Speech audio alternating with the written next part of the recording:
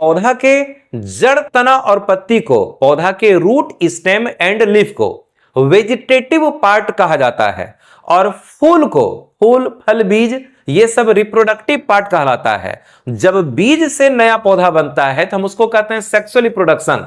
लेकिन अगर पौधा के जड़, तना या फिर पत्ती से नया पौधा बन जाए, हम लोग देखते हैं जैसे कि गुलाब का पौधा है, इसके डंठल को काट करके रोप देते हैं, नया पौधा लग जाता है कि नहीं। सजीना, गन्ना, अड़हुल का फूल, डंठल को बस काटना है, रोपना है, नया पौधा लग जाएगा। कोई जरूरी नहीं है कि बीज रहेगा तभी नया पौधा बनेगा।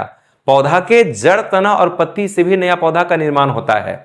ब्रायोफिलम नाम की पत्ती होती है, उसके पत्ती का जो कटा हुआ किनारा होता है ना, पत्ती के किनारे से नया पौधा निकल आता है। शकरकंद जो खाते हैं हम लोग, शकरकंद, वो जड़ है, उस जड़ को अगर बो देंगे, शकरकंद को अगर बो देंगे तो उससे नया पौधा निकल आता है ना। तो पौधा, बहुत सारा पौधा ऐसा होगा जिसके जड़ में, तना में और पत्ती में नया पौधा बनाने की क्षमता होती है। तो जब पौधा के किसी भी वेजिटेटिव पार्ट जैसे कि जड़, तना या फिर पत्ती से नया पौधा का निर्माण होता है तो हम इसी विधि को कहते हैं वेजिटेटिव प्रोपागेशन, और उस स्ट्रक्चर को कहते हैं वेजिटेटिव प्रोपाग्यूल। यानी कि जिस स्ट्रक्चर से नया पौधा बनेगा उसको क्या बोलेंगे?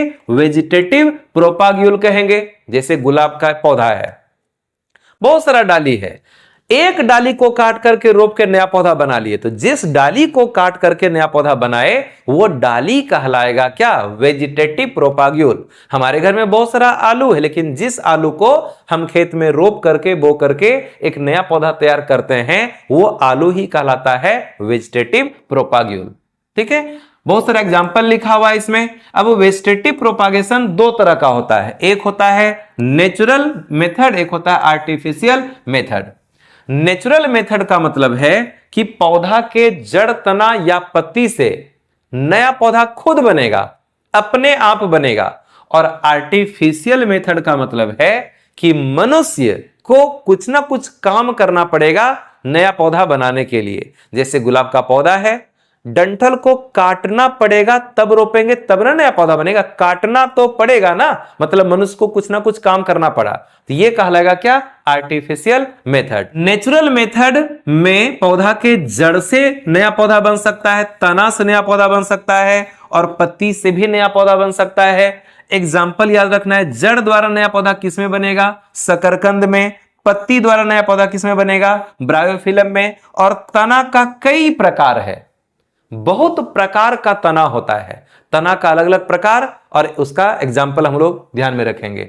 राइजोम हल्दी, अदरक और केला का जो अंडरग्राउंड स्टेम होता है ना, हल्दी, अदरक, हल्दी का जो पार्ट हम लोग खाने में यूज करते हैं वो तना है, मॉडिफाइड स्टेम है। अदरक और केला का वो मतलब कि अदरक का तो यूज हम लोग करते हैं, केला के तना का यूज खाने में नहीं करते हैं। केला का जो तना है वो अंडरग्राउंड वाला तना है, और उसको भी अगर रोप दिया जाए तो उससे भी नया पौधा बनता है। हल्दी, अदरक और केला के तना को कहते हैं राइजोम, उससे नया पौधा खुद बनता है। ओल, अरबी या अलती के तना को कहते हैं कॉर्म, उससे भी नया पौधा बनता है। आलू भी एक रूपांतरित तना है जिसको ट्यूबर कहते हैं, इसमें आई बड पाया जाता है जो नया पौधा का निर्माण करेगा।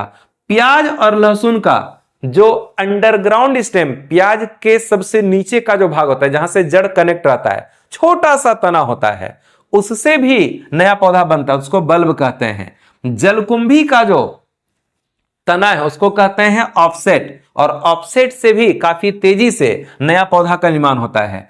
अवेग नाम का पौधा होता है, उसमें बल्बिल नाम का स्ट्रक्चर बनता है, वो तना का रूपांतरण है, उससे भी नया पौधा बनता है। और दूब घास, जो दुबड़ी का घास होता है, दुबड़ी का जो घास होता है, दूब घास, उसके तना को कहते हैं रनर, और उससे भी नया नया पौधा का निर्माण होता है। यानी कि नेचुरल मेथड में पौधा के जड़, तना और पत्ती से नया पौधा खुद बनेगा। और अब हम लोग देख लेते हैं आर्टिफिशियल मेथड। तो आर्टिफिशियल मेथड में मनुष्य को इन्वॉल्व होना पड़ेगा, मनुष्य को कुछ ना कुछ काम करना पड़ेगा नया पौधा बनाने के लिए। अब आर्टिफिशियल मेथड में हम लोग 4 पॉइंट पढ़ने वाले हैं। पहला है कटिंग, दूसरा ग्राफ्टिंग, तीसरा लेयरिंग और चौथा है एयर लेयरिंग, है ना।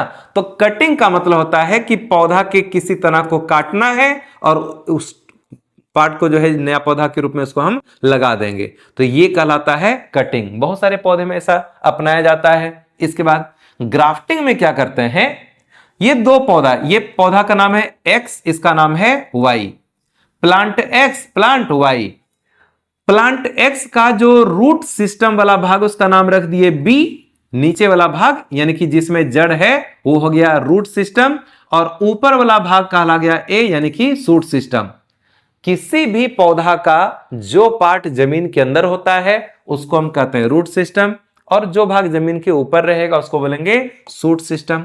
तो प्लांट एक्स का शूट सिस्टम है ए और रूट सिस्टम है बी। प्लांट वाई का शूट सिस्टम है सी और रूट सिस्टम है डी। ठीक है, दोनों पौधा को यहां से कट कर देना, काट देना है। काट दिए और अब नीचे आइए।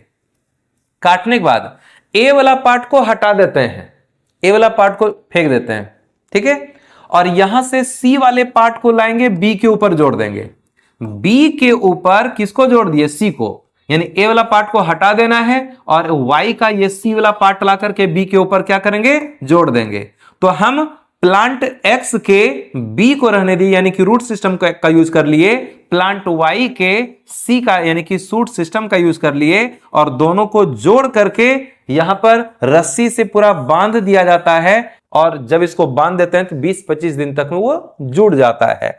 तो एक पौधा के रूट सिस्टम और दूसरा पौधा के शूट सिस्टम को जोड़ करके जब हम एक नया पौधा बनाते हैं, ये विधि कहलाता है ग्राफ्टिंग। प्राप्त होने वाले पौधा को कहेंगे ग्राफ्टेड प्लांट। ग्राफ्टेड प्लांट के रूट सिस्टम वाले भाग को कहते हैं स्टॉक और शूट सिस्टम वाले भाग को कहते हैं सायन। और इस पौधा में जो फूल और फल आएगा वो सायन के अनुसार आएगा।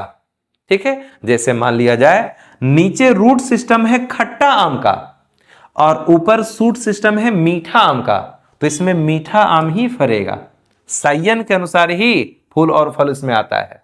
ठीक है, इसके बाद है लेयरिंग। लेयरिंग में क्या करते हैं, पौधा के एक तना जो कि थोड़ा सा नीचे तरफ हो, उसके तना से कुछ पार्ट से छाल को छील देते हैं। तना को झुका करके मिट्टी में हल्का सा उसको दबा करके इसे निकाल देंगे। ठीक है, और जब ये मिट्टी में दबा हुआ रहेगा 15 दिन, 20 दिन, 25 दिन, तो यहां से जड़ निकल जाता है। जहां से छाल को छील के हटाए वहां से जड़ निकल जाएगा, और जब जड़ निकल जाते है इसको काट करके न्यू प्लांट के रूप में हम इसको लगा देते हैं। यह है लेयरिंग। एक होता है एयर लेयरिंग। एयर लेयरिंग में क्या करते हैं, सेम विधि है, बस डाली है, कुछ पार्ट से छिलका को छील के यहां से छाल को छील के हटा देंगे और यहां मिट्टी वगैरह सब ला करके पॉलीथीन से उसको बांध देंगे और छोड़ देंगे 15-20 दिन के लिए। फिर यहां से जड़ निकल जाएगा, जब जड़ निकलेगा इसको काट करके इसको न्यू प्लांट के रूप में यूज कर लेंगे।